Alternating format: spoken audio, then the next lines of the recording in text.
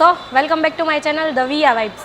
હવે આજનો એક ઇન્ફોર્મેટિવ વિડીયો જે આજની ફાસ્ટ લાઈફમાં લોકોને જરા પણ ટાઈમ નથી કે રોડ છે તો સિગ્નલ જલ્દી બંધ હોય, ચલો જલ્દી ખુલે જલ્દી ઘરે વયા છે. એ જ રીતે મેડિકલ, જલ્દી એલોપેથીમાં ટ્રીટમેન્ટ કરાવી લઈએ, જલ્દી બધું જ ઇન્સ્ટન્ટ. એવી રીતે આ સેગમેન્ટમાં આપણી પાસે એક નવું સેગમેન્ટ છે મેડિકલ લાઇનમાં. હોમિયોપેથી, એલોપેથી અને આયુર્વેદિકમાંથી એક હોમિયોપેથી દવાથી કોઈ પણ જાતનું રિએક્શન નથી આવતું અને કોઈ પણ જાતનું આડઅસર નથી થતી.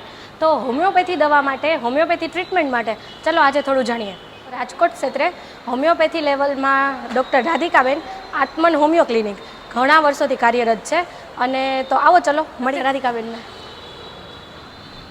કેમ છો મેડમ? એકદમ ફાઇન. બસ તો હવે આજે હોમિયોપેથી રિલેટેડ બહુ બધા ક્વેશ્ચન્સ લઈને આવ્યા છે તમારી પાસે. આજના જમાનામાં બધા ટાઈમ જ નથી, તો પછી એલોપેથી, હોમિયોપેથી ને આયુર્વેદિકમાંથી હોમિયોપેથી કેમ ચૂઝ કરે?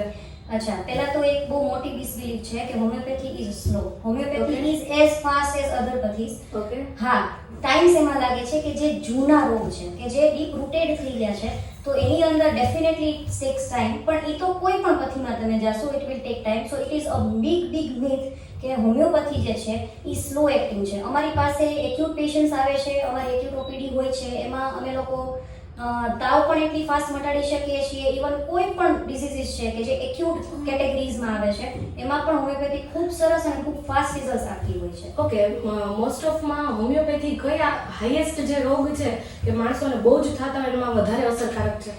Actually homeopathy is a very ancient science. એટલે એમાં નાનાથી માંડીને મોટા બધા જ રોગોની અંદર કામ કરતી હોય છે. કેન્સરમાં પણ કામ કરે છે અને એક્યુટ વાયરલ મલેરિયા અને એવી જે નાની મોટી જે ડાયરિયા કે એવા પ્રોબ્લેમ છે એમાં પણ ખૂબ જ સારી કામ કરે છે. There is no limit of homeopathy. Yes, અમુક સર્જિકલ ડિસીઝ જે કહી શકાય, ટ્રુલી સર્જિકલ છે, તો એનું લિમિટેશન છે કે એની અંદર એ કામ નથી કરતી. ઓકે, હોમિયોપેથી ટ્રીટમેન્ટ વખતે આપણે કયા પર્સપેક્ટિવને ધ્યાનમાં રાખીને સારવાર આપીએ છીએ?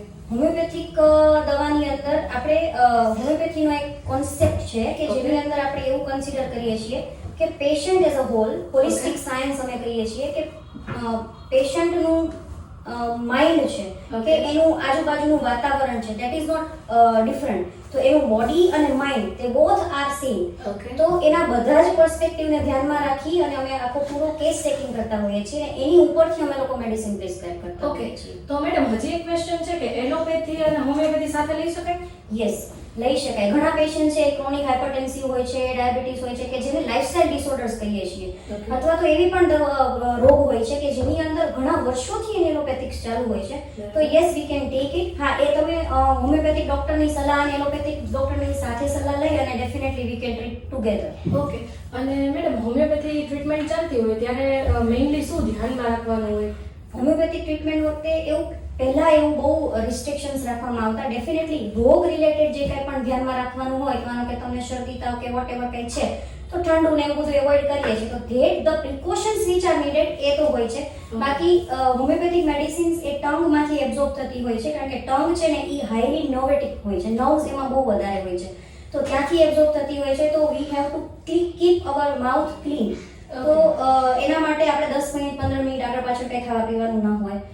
સાથે તમારે ડુંગળી લસણ કાચા ન ખાવાના હોય, કારણ કે ઇટ રિએક્ટ્સ વિથ હોમિયોપેથિક મેડિસિન. કેફીનનું પ્રમાણ કંટ્રોલમાં રાખવાનું હોય. એટલે એવા માઇનર વસ્તુઓ જ હોય છે અને જે તમારા ડિઝીઝ રિલેટેડ જે બીજી કાંઈ પ્રિકોશન્સ રાખવાની હોય એ જ હોય છે. ઓકે, બાળકોમાં અને વૃદ્ધોમાં ઇમ્યુનિટી વધારવાનું કામ કરે છે હોમિયોપેથી? ફોર શ્યોર, કારણ કે હોમિયોપેથી બેઝિકલી ઇમ્યુનિટી ઉપર જ કામ કરે છે કે જે તમારા ઇમ્યુનિટી પર્સપેક્ટિવ અને બોડી એઝ અ જનરલમાં ઘણું બધું કામ કરતી છે. એમાં તો બહુ જ બેસ્ટ કામ કરે છે અને વિધાઉટ સાઇડ ઇફેક્ટ કામ કરે છે. ઓકે. અને મેડમ એક વસ્તુ કે માણસોનો આજના જમાનામાં હવે અત્યારે આપણી યંગેસ્ટ જે જનરેશન છે એ લોકોનો વિશ્વાસ વધી રહ્યો છે હોમિયોપેથી ઉપર. તો એનું શું રીઝન હશે? કેમ કે એ લોકોએ ટ્રાય કરેલું હશે ને. એકચ્યુઅલી છે ને પહેલા એવો પર્સપેક્ટિવ હતો કે હોમિયોપેથી ઇઝ સ્લો અને એ લોકો વધારે પડતા, પણ એઝ જનરલ જેમ સાઇડ ઇફેક્ટ્સ વધતી જાય છે રોગની અને અવેરનેસ વધતી જાય છે કે ભાઈ ના, this is not a myth. પહેલા એવું કહેવાતું કે homeopathy is a myth, it is not working. પણ જેમ રિઝલ્ટ્સ એ લોકો જોવે છે અને ઓપીડીમાં અમે લોકો એ રીતે રેગ્યુલરલી જોતા હોય છે કે નાનાથી માંડી મોટા કોઈ પણ રોગ માટે અમે લોકો જે રિઝલ્ટ્સ આપીએ એ વિધાઉટ સાઇડ ઇફેક્ટ અને પરમેનન્ટ રિઝલ્ટ. એમાં હોમિયોપેથીનો સ્કોપ સ્કિનમાં, અમુક ઓટોઇમ્યુન ડિસઓર્ડર્સમાં એટલી બધી સારી રીતે હોય છે કે જેમાં બીજી કોઈ પથ્થીસ કદાચ ક્યાંક લિમિટેડ સ્કોપ ધરાવતી હોય છે. તો yes, homeopathy can heal very fast and very better. તો પેશન્ટ્સ આવે પણ છે અને ખૂબ ખૂબ શ્રદ્ધાથી હોમિયોપેથિક ટ્રીટમેન્ટ કરે. ઓકે, હોમિયોપેથી અને એલોપેથી ડિફરન્ટ છે ને? યસ, એકચ્યુઅલી બેના પ્રિન્સિપલ્સ અલગ છે. એલોપેથી કે જે આખું તમારા બાયોકેમિક વસ્તુ ઉપર ધ્યાન આપી અને એનો આખો રૂલ્સ અલગ છે. Homeopathy is based on similia similibus curentur. It is basically a German science. Okay. તો એમાં આનો મતલબ એ થાય છે કે ઝેરનું મારણ ઝેર. Okay.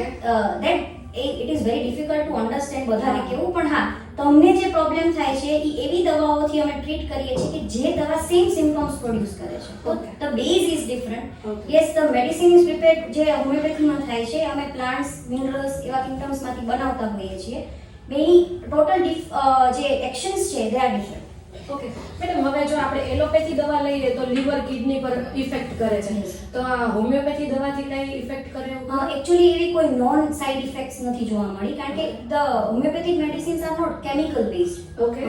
એને અમે પોટેન્ટાઇઝેશન મેથડથી કરીએ છીએ Okay. કે એની અંદરનો જે કેમિકલ પાવર છે એની કમ્પેરેટિવલી ઘણો લો થઈ ગયો હોય છે. અત્યારે ઘણા બધા રિસર્ચિસ એવું ઇવન દે કેન પ્રૂવ કે homeopathy have sum nano power. Okay અને એની ઉપર અમે લોકો જઈએ છીએ. હોમિયોપેથી બિલીવ કરે છે એક વાઇટલ ફોર્સ ઉપર કે જે ફોર્સ આપણી જે બોડી છે એને એનિમેટ કરે છે. Okay. આયુર્વેદ અને હોમિયોપેથીમાં ઘણી બધી સિમિલારિટીઝ જોવા મળે છે. તે બિલીવ ઇન પિત્ત અને કફ. Okay. હોમિયોપેથીમાં પણ સેમ છે, સોરા, સાયકોસિસ એન્ડ સિફિલિસ. ઓકે પણ હા, એ લોકોની સમજાવવાની રીત અલગ છે. બટ યસ, હોમિયોપેથી, આયુર્વેદિક અને એલોપેથી એ બધી જ પેથીઝની અંદર આવી ટ્રીટમેન્ટ છે. એટલે હોમિયોપેથીની અંદર અમે લોકો ફ્રોમ ધ બેઝ અમે જે આ બધી ટ્રીટમેન્ટ કરીએ છીએ તો એનું સાઇડ ઇફેક્ટ્સ ઓછી થાય છે. અને અમે એ આખા જે અમે ટ્રોમા કહીએ છીએ, સોરા, સાયકોસિસ અને સિફિલિસ, એની ઉપર કામ કરીએ છીએ. તો it is a deep rooted and permanent cure મળતો હોય છે. ઓકે અને તમે કેટલા ટાઈમથી અહીંયા સર્વ કરો છો પબ્લિકને, કે તમે અને કયા કયા રોગોમાં સર્વ કરો છો? એકચ્યુઅલી હું હોમિયોપેથિક સેક્ટરમાં 13 વર્ષથી છું અને થાઉઝન્ડ્સ ઓફ પેશન્ટ ટ્રીટ કરેલા છે મેં. અને કોઈ પણ રોગ તમે કહી શકો એમાં હોમિયોપેથીનું ખૂબ ખૂબ સારું અમને રિઝલ્ટ મળેલું હોય છે. એટલે તમે તાવથી માંડી અને કેન્સર સુધી, કેન્સરમાં કિમોથેરાપી ઘણી વખત લેતા હોય છે તો એની સાઇડ ઇફેક્ટ થતી હોય છે, એની પણ બહુ સારી ટ્રીટમેન્ટ છે. પછી જે લીવરની અમુક ડિઝીઝીસ છે, સાયકોથેરાપી પણ અમે લોકો આપતા હોઈએ છીએ. સાયકોલોજી કાઉન્સેલિંગ પણ બહુ ફાઇન કરતા હોઈએ છીએ અને સાયકિયાટ્રિક લેવલે પણ ઘણી બધી ટ્રીટમેન્ટ્સ અવેલેબલ છે. ઓકે ચલો, thank you so much madam. Thank you.